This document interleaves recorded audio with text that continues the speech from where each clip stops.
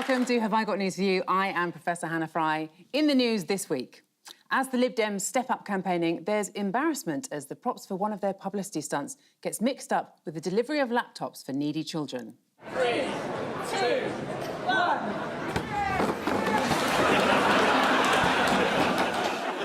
1... In Windsor, one man is delighted with the new ashtray he's buying his wife for Christmas. Very good. And in Leicestershire, one family successfully trains their pet to tell them when a yoghurt is past its sell-by date.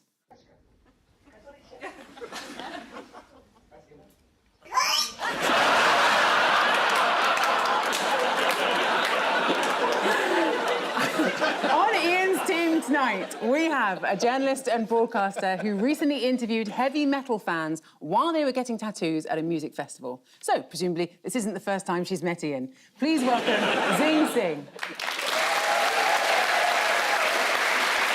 And on Paul's team tonight, we have an actor and broadcaster who next year will be hosting a game show called Password. Of course, there'll be regular guests, but each episode will also feature at least one special character, plus one number and a capital letter. Please welcome Stephen Mangan.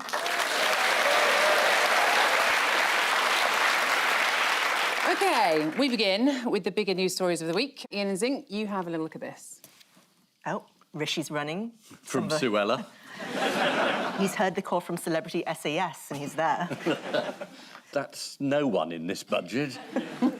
And that's the life support system. Yep, it's off.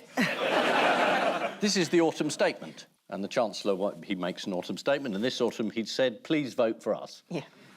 This government said it would not consider tax cuts, we can't afford it, until they saw the opinion polls, and they thought, yeah, all right. The maths is very complicated here. Yes, it absolutely is. Because they say we've had tax cuts, and the Office for Budget Responsibility says, no, the tax is almost the highest ever. There was a lot of talk beforehand between Rishi Sunak and Jeremy Hunt about how now is the right time for tax cuts. How do we know that that must be correct? Because they want to get elected.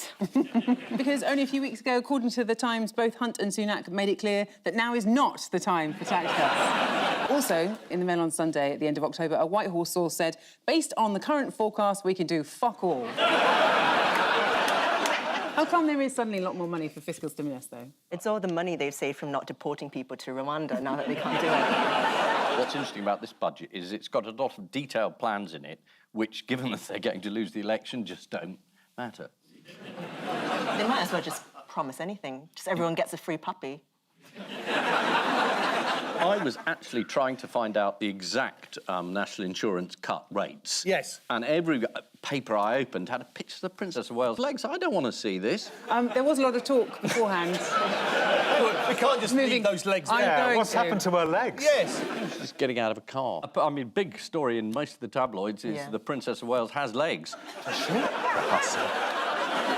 You've got good legs, have you? I've got terrific legs. They're with me now. Yeah. I'm terribly sorry about this distraction. It's a story with legs. It's a story with legs. Honestly, you know, frozen tax bans. That's what everyone wants. That's what the public is looking for. Bit of fiscal drag.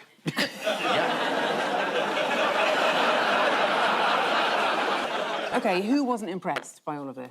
Was it Labour's Rachel Reeves? It absolutely was Rachel Reeves. She was so unimpressed, she said, we're not going to change any of this. That's radical Labour for you. She also gave a little maths joke in the House of Commons. Here it is. This autumn statement for growth is now the 11th Conservative economic growth plan from the 5th Prime Minister, the 7th Chancellor and the 9th Business Secretary. And what do those numbers add up to? Anyone got the answer? 22. 35. Close. This is what Rachel Reeves said. She said, according to the most recent GDP data, a big fat zero. Good joke. Which is wrong, it's 32. The very good thing about this budget is that the country hasn't tanked immediately. Being very harsh on the Conservatives, very harsh on the government. They're trying. They're going to sort it. What, they've only had 13 years? Yeah, 13 years? You know, give them a break. Are we doing the COVID inquiry this week? Is that coming up later? Maybe. Oh, OK. Yeah, well, I'll keep my comment for that now. You are right, though, that this Jeremy Hunt referring to turbocharging growth was Liz Truss. Oh, my goodness. It's all right, because no one remembers her. No, you're actually right. Liz who? Liz Truss. She was a good Prime Minister, I tell you. A lot better than that other one. Yeah. Liz Dross? Liz Dross. Ironically, she was lacking support. It's a reference to Truss as well, lad. Thank you very much, thank you. That's not the joke I was going to do. I've still got another one lined up. Can you tell us when you've done it? Yeah, I will, actually. I might have to. I'll do a visual signal. Liz Truss, difficult to get rid of, still kind of hanging around. Someone did try and get rid of Liz Truss, though. Do you know who? Noel Edmonds. It was Theresa May. So she tweeted a photograph of the surviving Prime Ministers in the Cenotaph on Remembrance Sunday. Yep. Here is the original picture. You can see Liz Truss there. Oh, yeah? And here is the tweet from Theresa May. There is someone on Twitter called Andre who decided to represent all of those Prime Ministers in that photograph proportionately according to their time in office. Tony Blair, first off, been on the protein shakes. And as we go across there, you might not be able to pick out Liz Truss. She is a very thin sliver of light between Sunak and Johnson. Someone on Twitter actually pointed out that if Liz Truss lives until she's 95 years old, then she'll have spent more days at the Cenotaph than she did as Prime Minister.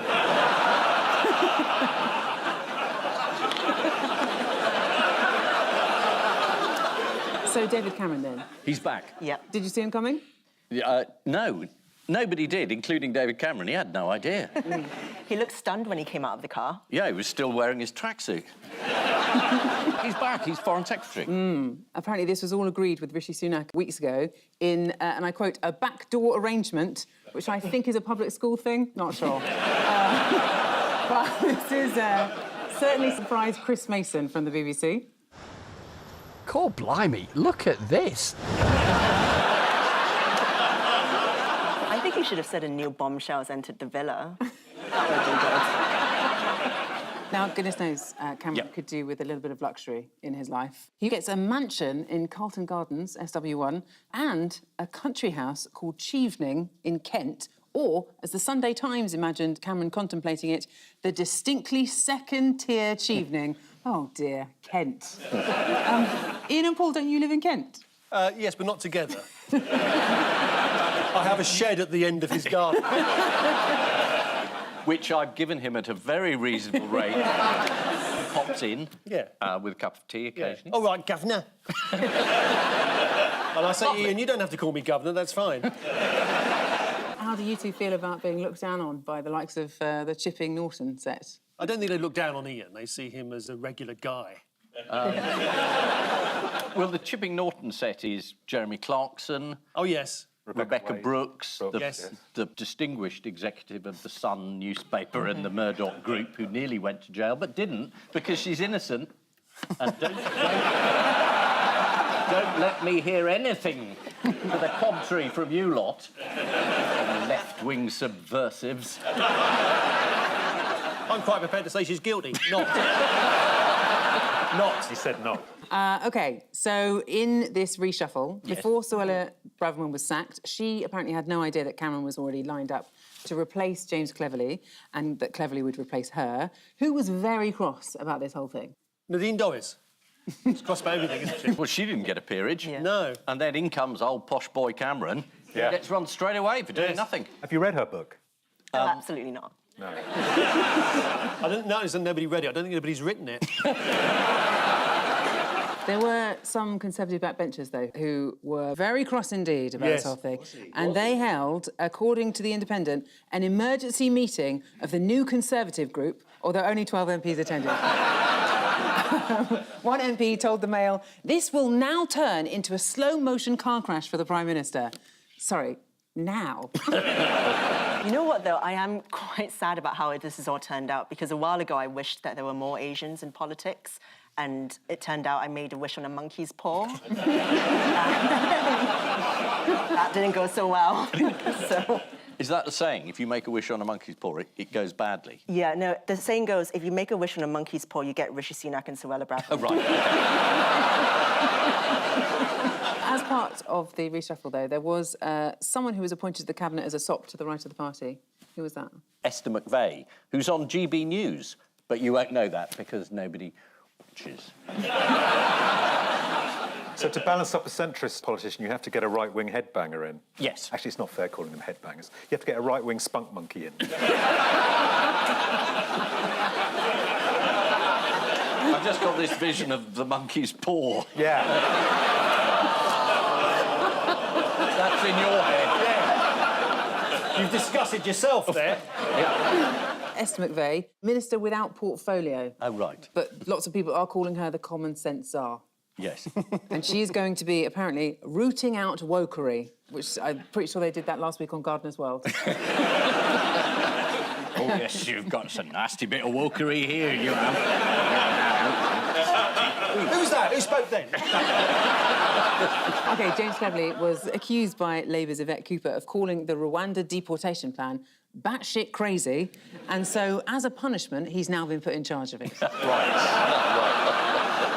What else did James Cleverly get caught saying? Someone asked a question in the Commons, why has my constituency got these levels of poverty? And the voice came back, because it's a shithole. It appears to be him, but he's denied it and said it wasn't him and he wouldn't do that sort of thing. Oh, but he has admitted to saying the word shit. He said, Yeah. what I said was shit MP, which hole and MP, very close. Same thing, pretty much. Very close. Shall we have a little look? Yeah, let's have a look. Let's have a look. Why are 34% of children in my constituency living in poverty?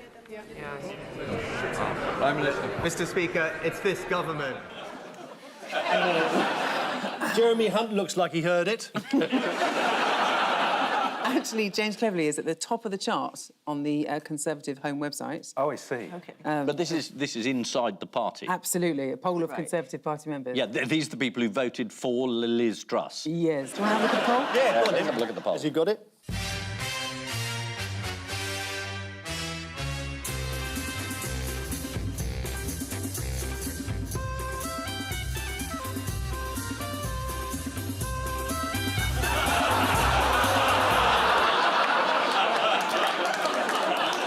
That is harsh on the Govemeister, isn't it? Back on James Cleverly, he's actually been putting a brave face on things. Yes. Because he recently arranged for himself and David Cameron to show an eager young schoolboy around the sights of London for the day.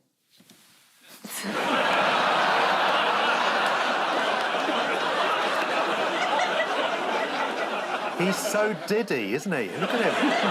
Oh, bless his little heart. Paul and Stephen, you take a look at this. Ah, yes, this is the gentleman who's just been elected president of Argentina, whose nickname is El Loco. He sort of turned up at political rallies wielding chainsaws. There's a fan of his. There's a sort of election booth you couldn't possibly break into. So he's come into power in Argentina, and he's a bit of a, let's say, loose cannon. He's going to... Legalise the sale of human organs. Yeah, we could learn a lot from him. Yeah. He's a tantric sex expert as well. Is he? I've never had sex with a tantric, but I'm sure.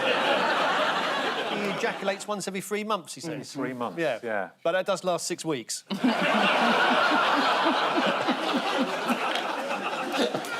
I think my favourite thing about him is that he went to a medium to talk to his dead dog, and the dog told him to run for president. Really? Yeah. Mile's biographer, Juan Luis Gonzalez, told The Times he's convinced that he can communicate with his dogs, that they can advise him in different areas. The dogs are a sort of cabinet for him. He bounces ideas off them. I've seen worse cabinets. A couple of dead dogs had really livened this one up. I'm interested in how this dog communicated to him via the media. Something like that. I don't know. I don't speak dog, so... I didn't suggest that you did. You were right, Stephen. He said he's going to get rid of restrictions on the sale of guns and human organs. Can't really see that being a problem. He's out there. I mean, he's no Liz Truss, but he's out there. Well, I mean, you know, because it's been illegal up to this point, you know, you'd have to go down dark alleyways and somebody come to, here, want to buy a couple of lungs? You know, so now you can do it out in the open. They're my last two. Yeah, exactly, yeah. Here is a TikTok that Mile made setting out his political agenda. Ministerio de Ciencia y Tecnología e Innovación. Algo bien del sector privado. Nada bueno salió del sector público. ¡Afuera! Ministerio de Trabajo, Empleo y Seguridad Social. ¡Afuera! Ministerio de Educación. Adoctrinamiento. ¡Afuera! Ministerio de Transporte. ¡Afuera! Ministerio de Salud. ¡Afuera! Ministerio de Desarrollo Social. ¡Afuera! But look at those sideburns, though. They're great, aren't they? No, he feels very stable, doesn't he? What do people like about him? What is He looks like a Wolverine, is one of the things they say. Javier Milei makes great washing machines. I mean, he's certainly got a lot of energy and enthusiasm. Here he is, before he was elected, promoting a book at a literary festival.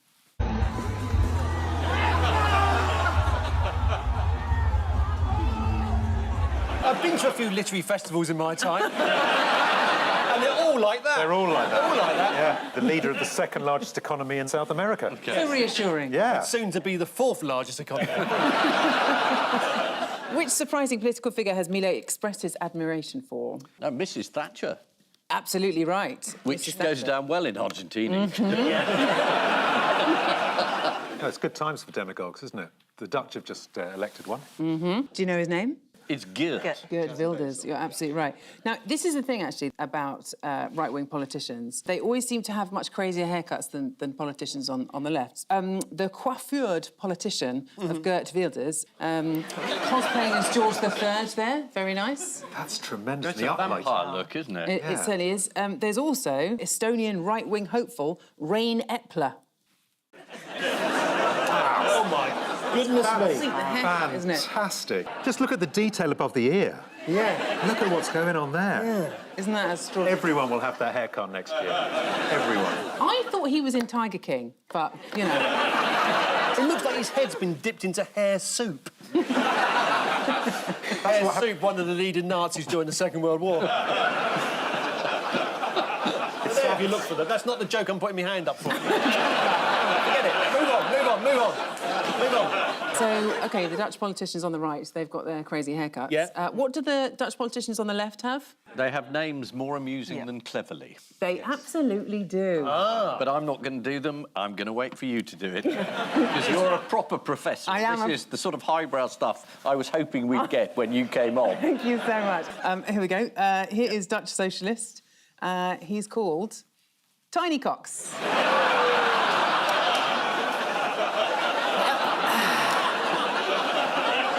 Trying to take the curse of it by printing it in big letters. And that's Mr. Tiny Cox. Thank you.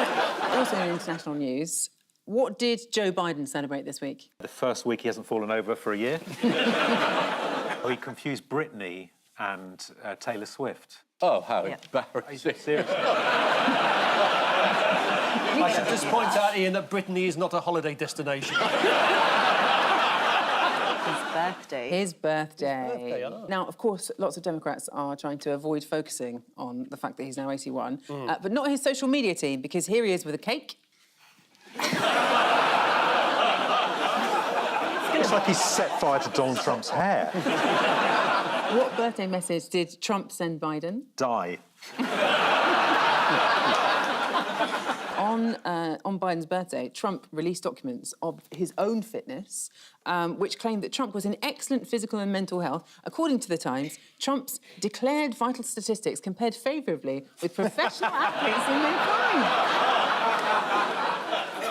Presumably, those athletes are darts players. This is the new president of Argentina, Javier Milei. According to The Times, he owns 4 dogs named after free market economists. Sadly, one of them was recently put down. Poor little Quasi. Javier Milei has a master's in economics and is also a tantric sex guru who says he ejaculates every 3 months. Yeah. So, like most government economic forecasts, he comes quarterly.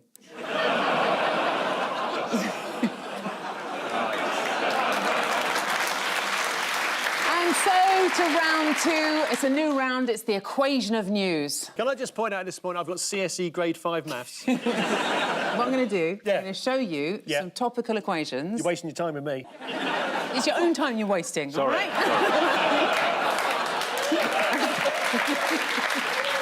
We get paid by the hour. Find X and tell me what story it relates to. Paul and Stephen, you are going first. Here is your equation of news. I want you to tell me what X is. Oh, film, Napoleon and Ridley Scott. Is this about the French saying that the film is a load of old rubbish? Yes. And it's not historically accurate? That- Ridley said, go boil your faces. Yes. This is the news that Ridley Scott's new film, Napoleon, has been received by the French with a woof. They have said that the film epic about Napoleon Bonaparte is full of historical inaccuracies and inconsistencies. Anyone know what some of those claimed inaccuracies are? But he lived in Milton Keynes. Isn't there a scene where he fires a cannonball at the pyramids? There is. Yeah. There absolutely is. French historian Patrice Guinefet told French magazine Le Point that they turned Napoleon into a sullen boor. I think you're splitting cheveux there, Patrice. Cheveux. Wait, I always get confused between cheval and cheval, or whatever. Cheveux's good. Cheveux's good. If you'd been splitting chevaux, we'd have had a different charge scene. Right, how many people know what they're talking about? What is one line in the film that possibly might have been made up? Not tonight, Josephine? In fact, during an argument over the dinner table with Josephine, Napoleon shouts, "Destiny has brought me to this pork chop." What? Probably didn't happen. What? Yeah. Is that really in the film? That's really in the film. Unless he had a chef called Destiny. The thing is, as a fan of history, Yeah. I would like to say to Ridley that it is wrong to get the facts wrong. But as an actor looking for work, I'd like to say to Ridley... I know he's casting Gladiator 2 at the moment. Oh, yeah, yeah. Ridley, I look really good in a leather skirt and sandals.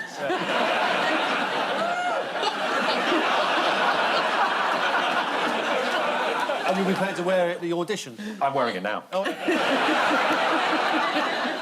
What is one hint that Ridley Scott might not share the view of some French historians when it comes to Napoleon? Well, didn't he say to them, you weren't there? Yeah. Yes, that's right. He did say Which, again, is a good defence, but then I suppose he wasn't either. No. I mean, he's been around a long time, but... I guess it also invalidates the whole of history when you think about it. It means it's all pointless, like maths. There we are. OK! Didn't he say the French don't like the film, the French don't even like themselves? They absolutely did. And he also addressed the French historians in an interview with The Times, saying, "Excuse me, mate, were you there?" Adding, "No? Well, shut the fuck up then." Say what you like about Ridley Scott, but he knows how to give a quote. This is Ridley Scott's Napoleon film, which has been criticised for its historical discrepancies. Some scholars have even argued that such is Ridley Scott's disregard for historical facts that when it comes to Waterloo, the ABBA version is more accurate. All right, here is your equation of news, Ian and Zing. I want you to find X and tell me what story it relates to. This is the COVID inquiry about parties, and it's all Boris Johnson's fault. Absolutely right. Evidence from the COVID inquiry that suggests that Boris Johnson isn't quite as smart as we all thought he was. Shocker. And what did Boris struggle with during the pandemic? Everything. Fidelity. Graphs. Graphs, absolutely right. They're big, tall animals that chew on trees. Boris Johnson struggled with the shape of an exponential curve, but recreated it 18 months later with some of his government's ministerial resignations. Have a look at this. Yeah. Just important for me to say that's still not an exponential curve. But hey, why let mathematical facts get in the way of a good joke? Right. Well, you weren't there.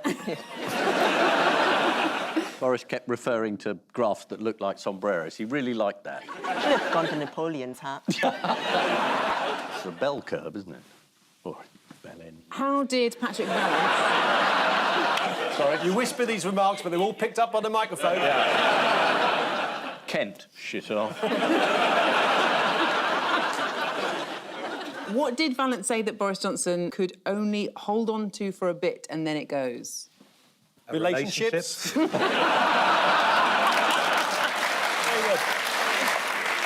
It's information. Information. Apparently. So are we coming on to Rishi Sunak and he's eat out to help out? Or as it was known at the time, show up and throw up?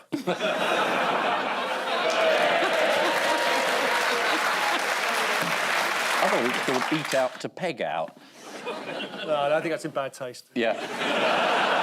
There is one example of Johnson's struggles with science, though, because he found the difference between absolute and relative risk almost impossible to understand. So, Paul, do you know the difference between absolute and relative risk? Yes, I do.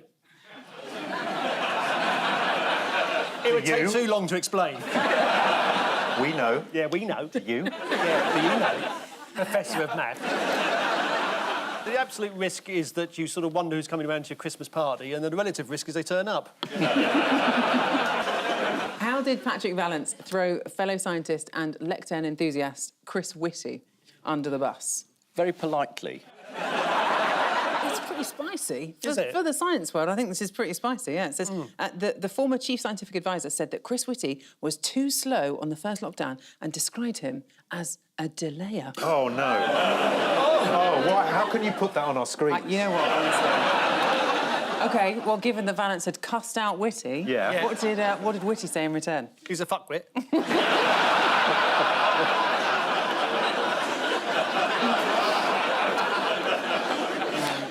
He just said, yeah, fair enough. Oh, there they are. Admittedly, these two scientists wasn't exactly the most riveting section of the inquiry, but what evidence was there that even BBC News was getting a bit bored of Keith the barrister? On screen, did they simultaneously in one half of the screen start showing episodes of Bagpuss?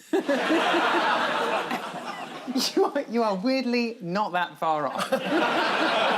They started messing around with the captioning. Let's have a little. Oh, OK. And as you've accepted, obviously there were plans within NHS trusts and within particular parts of the system. But none of those... Now, COVID sparks Boris Johnson to go on a fitness drive, but who would have rejected having a photo with pre-weight loss Boris?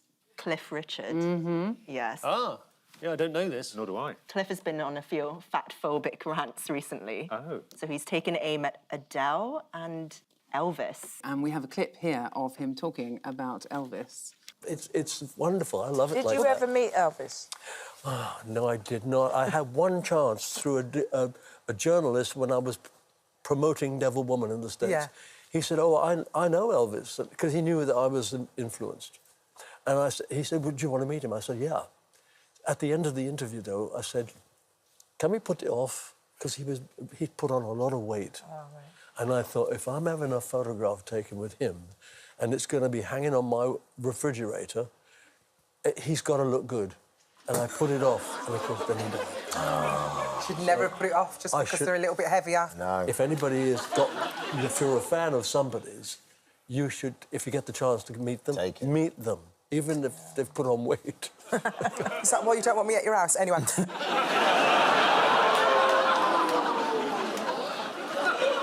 Is that the Duchess of York, as she used to It is. Yeah. That's Sarah Ferguson there. What's going on? She's now a presenter. Is she? Is she the new Philip Schofield? She is. Not in the way you're thinking. What is...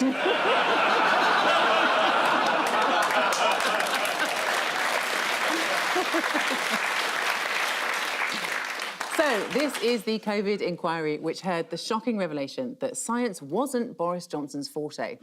No surprise, the way he carries on, it seems he doesn't even understand how babies are made. Sir Chris Whitty told the inquiry that in the early days of COVID, mistakes were made at the Cheltenham Festival.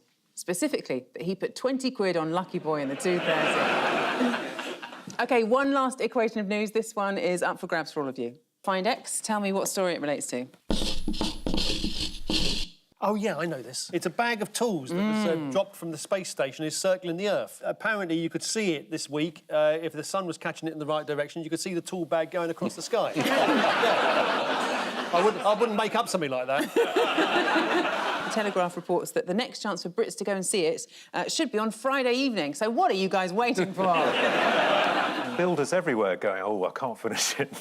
Tool bags in space orbiting the Earth.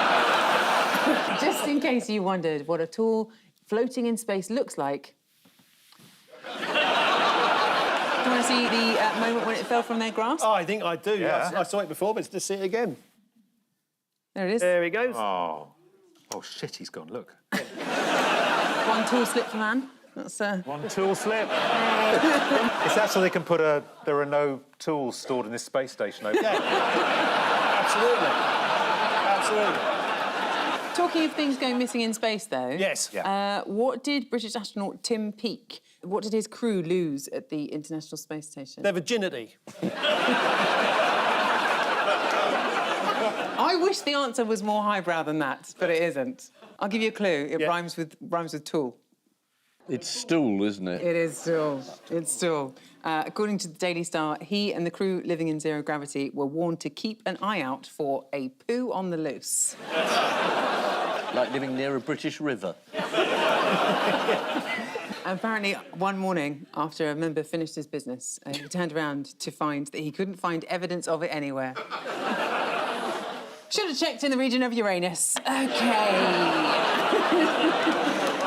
I am a professional person. You were? You were, yeah.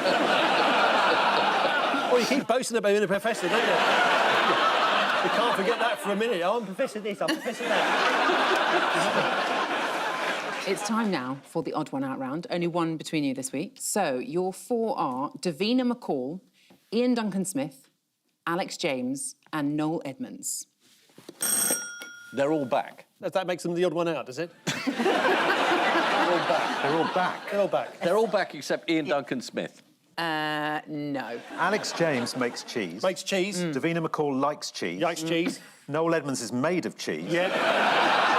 It's pure Edam. This is pure Edam. OK, you are not on the right track. Oh. Shall I give you a clue? Yeah, go on then, you might Is as it well. falling out I'll with give you- neighbours? Because he... Ooh. Yeah. Oh, because... Falling out with neighbours. Noel Edmonds has moved to New Zealand and Yeah. is being slightly tetchy with his neighbours. Davina McCall lives in Guernsey and has murdered everybody on the island. You better tell us. OK, all right. All of them Yeah. have upset people from other countries, apart from Davina McCall, who's upset with herself for inflicting Donald Trump on the US. She claims that her stint as the host of Big Brother led to the explosion of reality TV shows that thrust people like Donald Trump into the limelight. Davina, if you're listening, it's not your fault. On the other hand, I think it is. Yeah. That's the BBC. It's balanced, you see. You get both sides. How else does Davina centralise herself in the narrative of world history? She started the First World War by murdering Archduke Ferdinand. Yeah. He was the first one voted out of the Big Brother house. Yeah. No, she does at least accept responsibility for this. Now, would you like me to be the cat? That's yummy. Delicious. Why have you shown us that? I had to watch that 4 times today in the rehearsals. Oh, man. Where you get your kicks has got nothing to do with me. How did Blur bassist and cheese magnate Alex James upset another country? He said that cheese was bad. Ooh. He ticked off the French by claiming that brie was actually invented in Ireland and that champagne was actually developed in Somerset. Oh. Yeah. He's done too many drugs. Oh. Or not enough. Balance, balancing.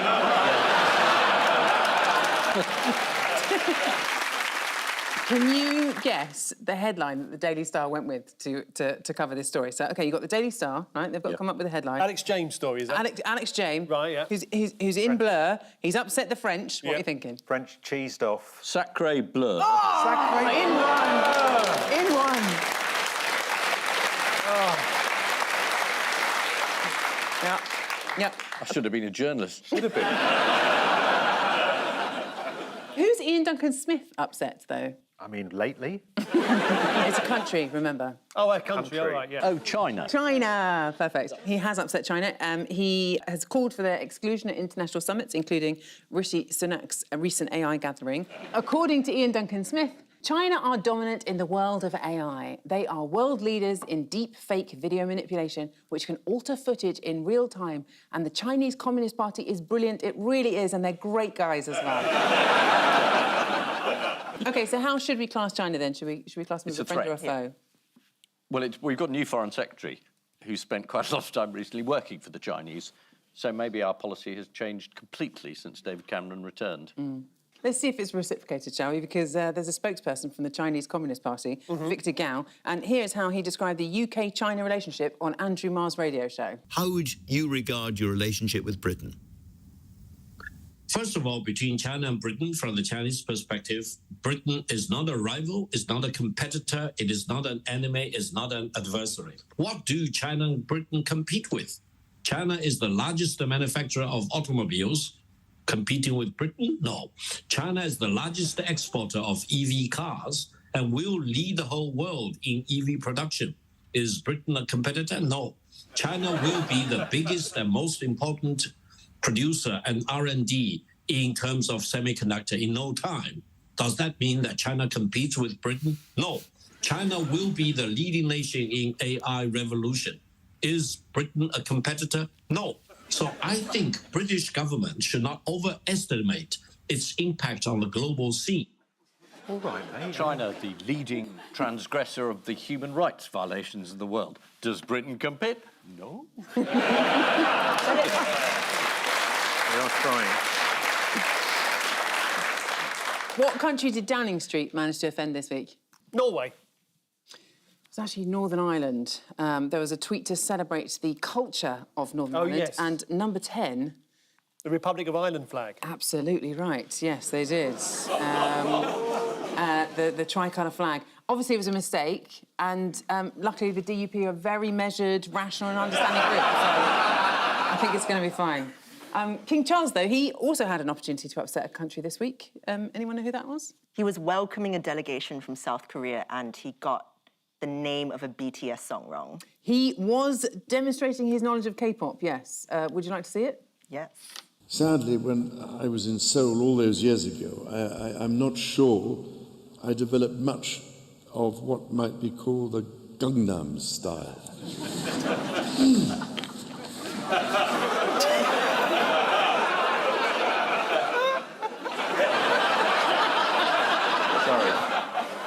I'll be all right in a minute. Incidentally, K-pop, that's what Prince William calls his dad now. Yeah,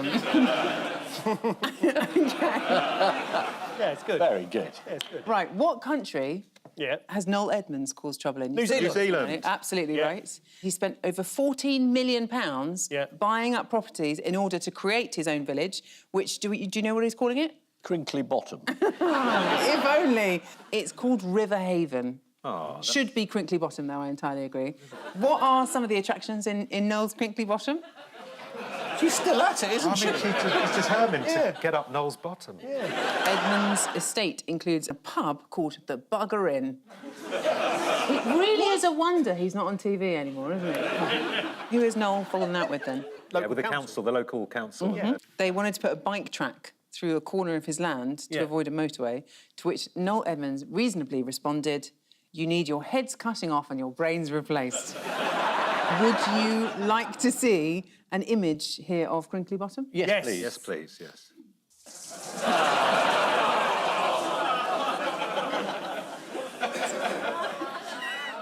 Why are you showing this?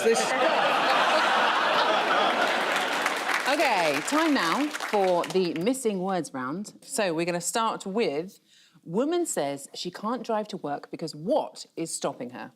Oh, I know this one. It's a 600-kilo seal? It is. It is a 600-kilo seal. Well,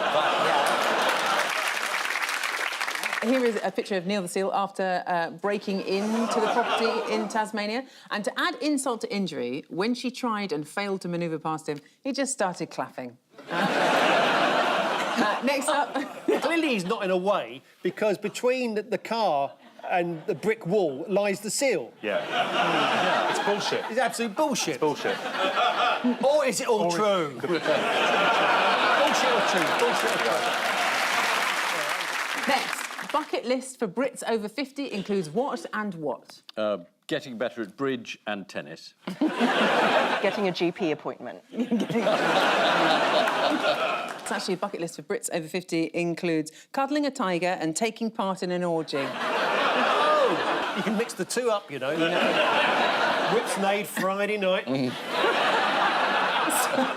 Ask for the man in the striped pyjamas. Oh, now I see why they call you a man-eater. Next, Gucci raise eyebrows with new handbag that what? Looks like a chicken playing table tennis. And if that's right, I'll buy everybody in here a drink.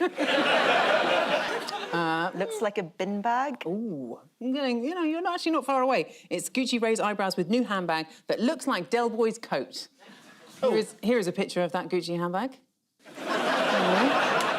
Were those Kate's legs? Well, she obviously can't afford any trousers. She spent all the money on the handbag.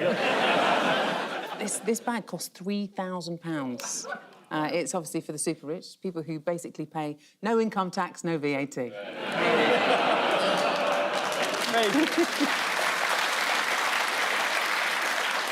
And finally, scientific research claims what are the best lovers? Scientists. Done it again. That is right. It absolutely is right. Even better. This research was extensively peer-reviewed towards the end of last year's NASA Christmas party. Sorry, there's one mistake in the missing word round. One mistake? Sorry, yeah. What, by us? OK. Next.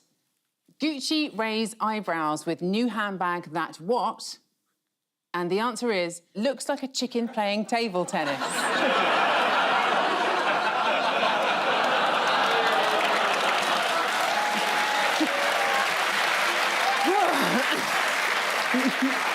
All right. What do you want?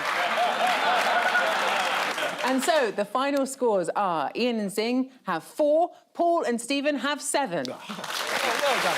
And you got them all right. But before we go, there is just time for the caption competition. Ian and Zing, you have this. I'm afraid I left the tool bag in space. OK, it's a deal. 30 quid for the chair. And Paul and Stephen get that. Well, the doctor on the right is saying, well, the good news is there's nothing wrong with your teeth. Is the man saying, did you eat the rest of my beard? On which note, we say thank you to our panellists, Ian Hislop and Zing, Paul Merton and Stephen Mangan. And I leave you with the news that, in Georgia, Donald Trump's campaign team deny claims that they have dumbed down his slogan for his most avid supporters. In the early hours of a Soho dawn, there is a slight awkwardness following an adult game, as it appears the keys to the handcuffs have gone missing. And in Westminster, one local resident hurriedly looks to relocate after hearing the worrying news that David Cameron is back in town. Good night.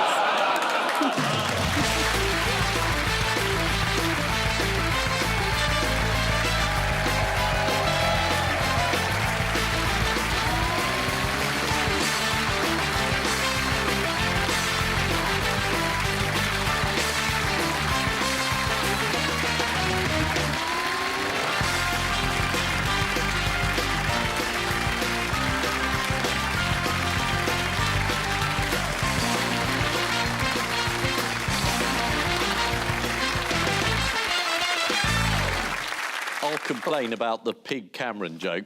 It just isn't true. No. I mean, there's a lot to go for Cameron over. He didn't fuck pigs, he screwed the whole country. And that's the bit they'll use after the credits.